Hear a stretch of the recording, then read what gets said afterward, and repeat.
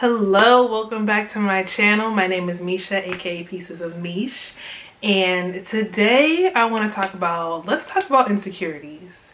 Okay, like that's what I want to talk about today because I have a lot of things on my mind.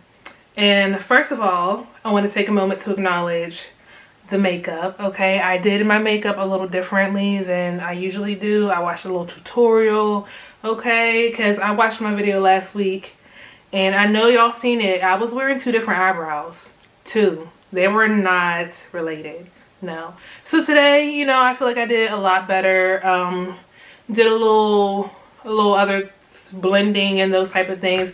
I don't know. I watched the video and I went to Ulta and I spent $250 on makeup products. Like I didn't know the girls were spending that much on makeup, but the girl was showing me around the store, telling me, everything I needed. And I was like, okay, put it in the basket. Got to the counter, $250. But, I'm not complaining because, that money will just come back tenfold. But, yeah, so I want to talk about insecurities, though. And the reason why insecurities have been on my mind so heavy lately is because, I've been working through mine. And it's wild that when I'm home, and especially my meditations here in my physical childhood home bring back so many childhood memories. And a lot of things that I clearly never thought about or don't think about as an adult. But in my meditative state, in my subconscious mind, these memories are still there. And I realize the impact that they have on me and what kind of insecurities developed in me from these memories. And I also want to bring this up because I do feel like, I said a lot of these insecurities developed in childhood, but I do feel like a lot of them developed from my parents. And this is not to sit here and blame my parents for making me insecure, but it's some of the things that they said to me growing up or they said about themselves that I picked up on. And then I began to have those things, in myself. And also, if you're a parent now, just, I don't have kids, so I can't tell you how to parent, but also thinking about how you talk in front of your kids and to your kids and being mindful of the things that you say around them. So, for example, my earliest memory of my hair, I got my first relaxer at 7, and I remember so vividly why I got it because my mom, I don't know what was going on. She was either doing my hair or something. And my dad came in. He said, you need to get her hair straightened because it's nappy. And I remember that. I remember that. And that's when I started getting relaxers. And, I was getting relaxers up until 2014, I think, is when I went natural. So just even that memory with my hair, I just always thought if my hair was nappy, so I always kept my hair relaxed or kept it in a sew-in or kept it in some sort of style. And that's my first memory of, not liking something about myself. And then I think too, when I was a teenager and going back to my eyebrows, and this is going to sound so bad because a lot of these things that were said to me by my dad. And it's been also a lesson of trying to forgive him, but he's not, forgive him after he passed. So how do you work to forgive someone that is no longer here anymore? And I've been working, through that, doing my ancestor work or whatever. But back to what I was saying with my eyebrows, I can specifically remember, my sister was about to go get her eyebrows done. I was 15 and they were wild. They were very much wild. And my sister was like, oh, I'm about to go get my eyebrows done. Misha, you want to come? And I was like, no. Then my dad was like, you need to do something with them things on your face. And I was like, oh my gosh.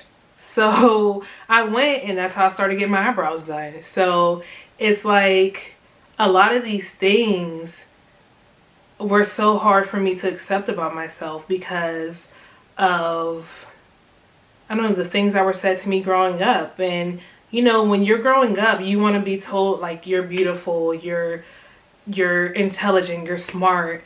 And a lot of I was shown affection through material things, and there's no doubt in my mind that my dad loved me, my mom loves me, my family loves me, but you know, our love was shown through more material possessions and providing for you, and less emotional, less words, less affection.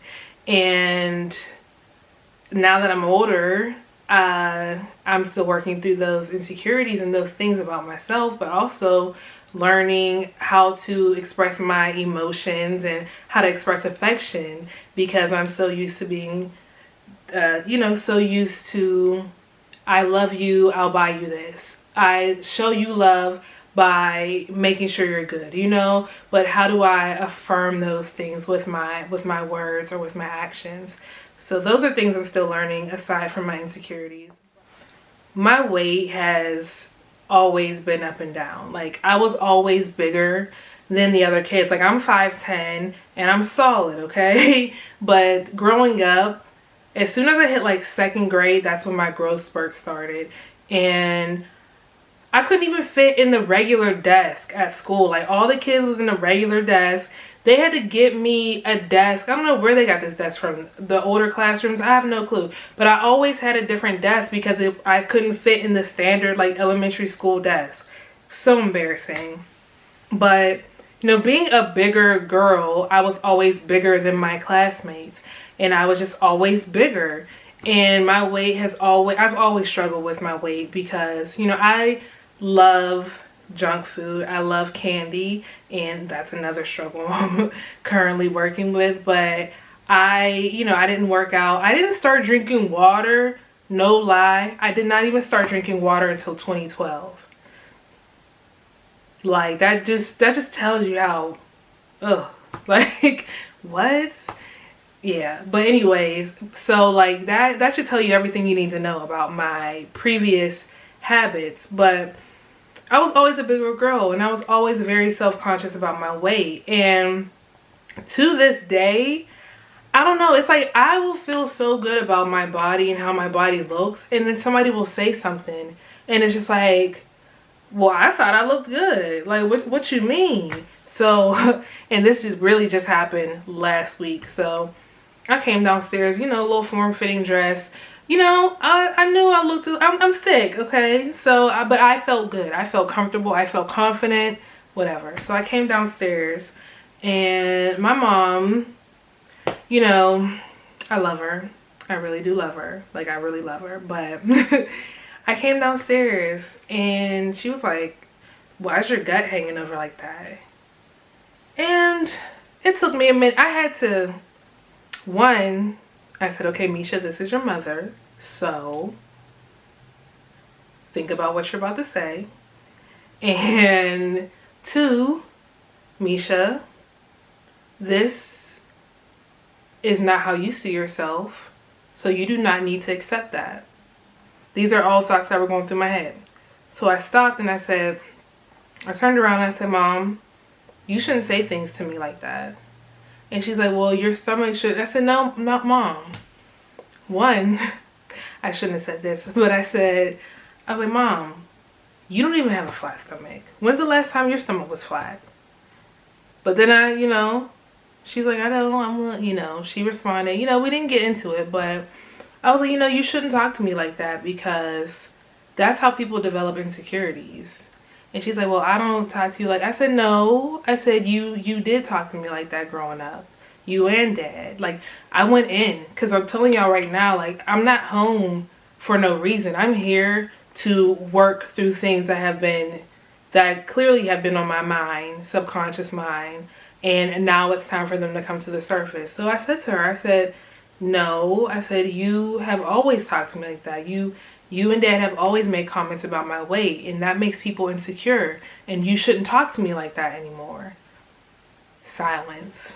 Sis didn't know what to say. You know what I mean? And I love her. This is not me talking about her. Like, we had this conversation, but it's like I was feeling so good that day. I was feeling confident, and that, her saying that my stomach was hanging over my, like, that could have really, because old Misha, that would have tore me down. But new Misha, I was like, no, I'm comfortable, You know, maybe you're uncomfortable seeing me this comfortable in my body, but I feel good. So that I'm not taking that. That I do not accept that, you know, because I can still go out and I can still pull, you know. So no, I'm just playing. But, you know, it's just those things where it's like I'm no longer letting people project their insecurities onto me, because I've done that my whole life. My whole life I fought being insecure about my body, about my hair, about my eyebrows, about everything about me. And it's just time to let those insecurities go. You know, I'm learning that I am not defined by how other people see me. You know, I make up who I am. I decide who Misha is. And I feel good with who I am and where I'm going. And I don't know. I just wanted to make this video because I feel like insecurities is a big thing a lot of us carry. And a lot of times those insecurities are not our own. They are projected onto us from other people. And we choose to accept them, or we choose to work through them and let them go. You know, they don't define me. They're not me. That is not who I am, and I will not accept them. And that's just the story of how it is.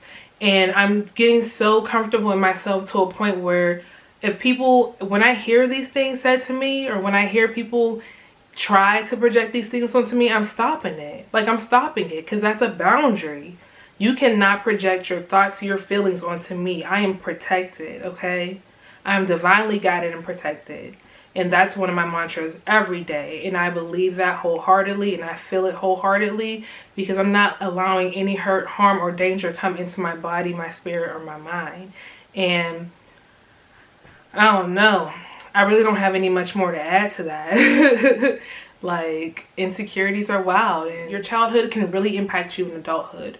So if there are any parents, like I said, watching this, please be mindful of how you talk to your children, but be mindful how you talk to yourself.